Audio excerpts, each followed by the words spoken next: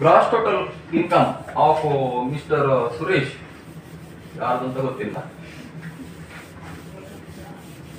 was rupees 5,80,000. During the year, he made the following payments: towards medical insurance premium rupees 14,000, and treatment for the physically handicapped brother or dependent rupees 20,000, and special disease treatment for the special disease who is suffered from a special disease. His father aged about 72 years, senior citizen. And Rajiv Gandhi EPT saving scheme rupees 48,000. ಇಷ್ಟು ಮಾಡ್ಕೊಂಡಿದ್ದೆ ನೋಡಿ. Medical insurance premium ಎಲ್ಲಿ ಬರ್ತದೆ? Section 80D.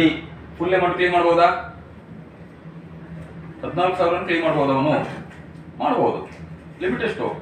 25,000 rupees. 25,000 or the actual insurance premium which is least. So he can claim rupees 14,000.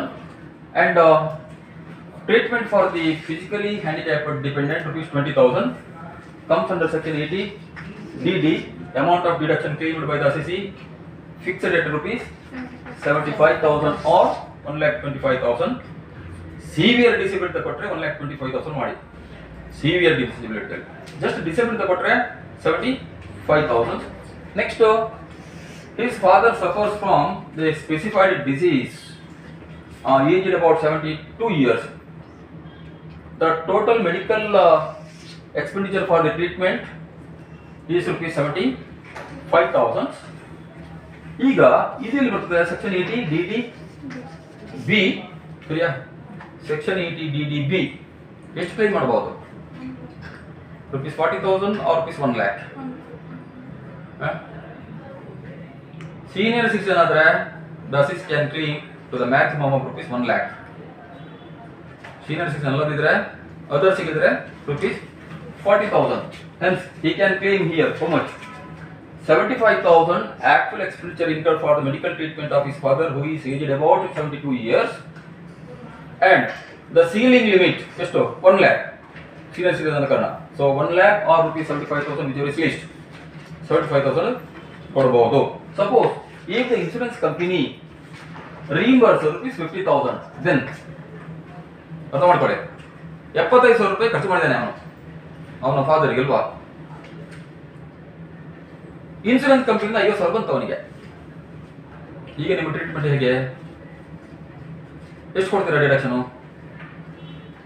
Expenditure incurred rupees 25,000, the ceiling limit rupees 1 lakh as he was a senior citizen, and the insurance company reimbursed rupees 50,000.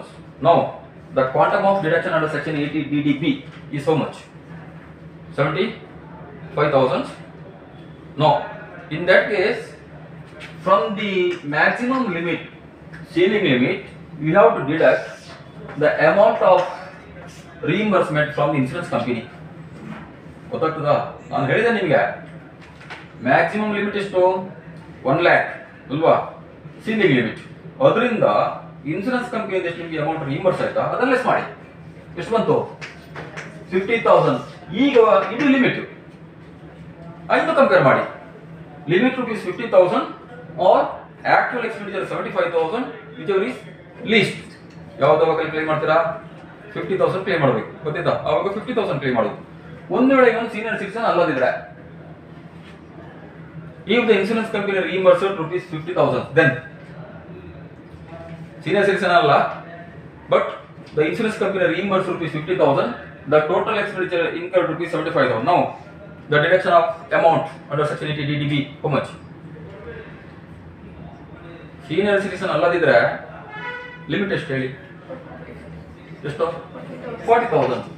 40,000 less reimbursed from the insurance company 50,000. ಆಗ 50,000 ಬರೀಲಿಕ್ಕಿಲ್ಲ, limit ನಿಲ್. ಗೊತ್ತಾ?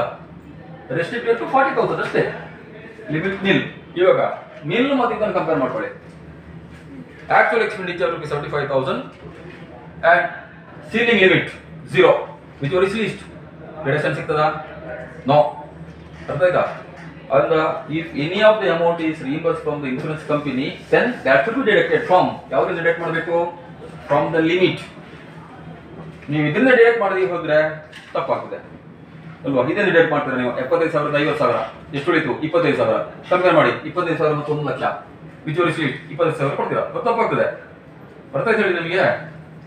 ಅಂದ reimbursement from the insurance company ಇದ್ರೆ that should be deductible from the limit, not from the actual expenditure. ನೆನಪಿಟ್ಕೊಳ್ಳಿ. Reimbursed from the insurance company in respect of the treatment for physically dependent, then there is no question of reimbursement. A fixed deduction either rupees 75,000 or rupees 1,25,000. ಗೊತ್ತಾಯ್ತಾ? ನೀವೇನು ಅದನ್ನು ಏನು mix-up ಮಾಡ್ಕೊಳ್ಬೇಡಿ. 80DDಗೆ ರಿಇಂಬರ್ಸ್ಮೆಂಟ್ಗೆ ಏನು ಸಂಬಂಧ ಇಲ್ಲ. 80DDBಗೆ ಮಾತ್ರ ಸಂಬಂಧ ಬರ್ತದೆ. 80DDBಗೆ ಏನು ಅವಾಗ ರಿಇಂಬರ್ಸ್ಮೆಂಟ್ ಅನ್ನು ಸೀಲಿಂಗ್ ಇಂದ ಲೆಸ್ ಮಾಡಿ ಮತ್ತೆ ಕಂಪೇರ್ ಮಾಡ್ಕೊಳ್ಳಿ ಆಕ್ಚುಲಿ ಎಕ್ಸ್ಪೆಂಡಿಚರ್. ಇನ್ನೊಂದಿದೆ Rajiv Gandhi equity saving scheme ಅಂತ ಹೇಳಿ. ಇದು ಇವಾಗ ಸೆಕ್ಷನ್ 80CCG ಅಲ್ಲಿ ಬರ್ತದೆ. ನಾನು ನಿಮಗೆ ಸೆಕ್ಷನ್ 80CCG ಹೇಳಿಲ್ಲ. It was phased out from the assessment year 2017-18. ಅಲ್ಲಿಂದ ಇಲ್ಲ ಅದು, ಅದೇ ಬುಕ್ಕಲ್ಲಿ ಇರ್ತದೆ. ಅರ್ಥ ಆಯ್ತಾ? ಸೊ ಇವಾಗ ಕ್ವಶನ್ ಪೇಪರ್ ಸೆಟ್ ಮಾಡುವಾಗ ಅದು ಬರೋದಿಲ್ಲ. ಅರ್ಥ ಆಯ್ತು ನಿಮಗೆ? ರಾಜೀವ್ ಗಾಂಧಿ ಇದು ಯಾವಾಗ ಕ್ವಶನು? 2014 ನವೆಂಬರ್ ಇದ್ದದ್ದು. ಅರ್ಥ ಆಯ್ತು ಹೇಳಿದ್ದು, ಇವಾಗ ಇಲ್ಲ. ಸೊ ಅದು ಒಂದು ವೇಳೆ ಬಂದ್ರೆ ಏನ್ ಮಾಡಬೇಕು ಅಂತ ಹೇಳ್ತಾರೆ. ಸೆಕ್ಷನ್ 80CCG ಯಲ್ಲಿ ಡಿಡಕ್ಷನ್ ಕೊಡಿ 50% ಆಫ್ ದ ಇನ್ವೆಸ್ಟ್ಮೆಂಟ್. ಬರ್ತಾಯ್ತಾ? ಸೆಕ್ಷನ್ 80CCG ಯಲ್ಲಿ Rajiv Gandhi equity savings scheme. It was phased out in the assessment year 2017-18. ಅದು ಇವಾಗ ಇಲ್ಲ. ಸೊ ಕಾಂಪ್ಯೂಟ್ ಟೋಟಲ್ ಇನ್ಕಮ್ ಮಾಡಬಹುದು. From the gross total income less deduction of section 80D, section 80DD, section 80DDB. ಎಷ್ಟು deduction ಮಾಡ್ತೀರಾ? 50,000. 1 lakh limit less reimbursement from reimbursement ಇಲ್ವಲ್ಲ ಇಲ್ಲಿ? ಇದೆ ನಾನು ಇತ್ತ ಹೇಳಿದ್ದೆ ನಾನು.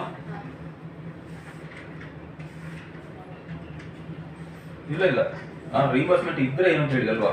ರಿಇಂಬರ್ಸ್ಮೆಂಟ್ ಇಲ್ಲಲ್ಲ, ರಿಇಂಬರ್ಸ್ಮೆಂಟ್ ಇಲ್ಲ ಆಯ್ತಾ? ಇದ್ರೆ ಅಂತ ಹೇಳಿದ್ದೆ ನಾನು. ರಿಇಂಬರ್ಸ್ಮೆಂಟ್ ಇದ್ರೆ ಯಾವ ತರ ಮಾಡ್ಬೇಕು? ಇಲ್ಲಿ ಏನು either rupees 75,000 or rupees 1 lakh which is leased under section 80DDB. and regarding the Rajiv Gandhi equity savings scheme ಇಲ್ಲಿ ನೀವು ಡಿಡಕ್ಷನ್ ಮಾಡಿ 80CCG ಅಲ್ಲಿ ಎಷ್ಟು 50% ಆಫ್ ದಿ ಇನ್ವೆಸ್ಟ್ಮೆಂಟ್ ಅಮೌಂಟ್ ಏನು ಬರ್ತದೆ ನಿಮಗೆ? Total income. ಅಷ್ಟೇ ಕೇಳಿದಷ್ಟೇ. Compute the total income.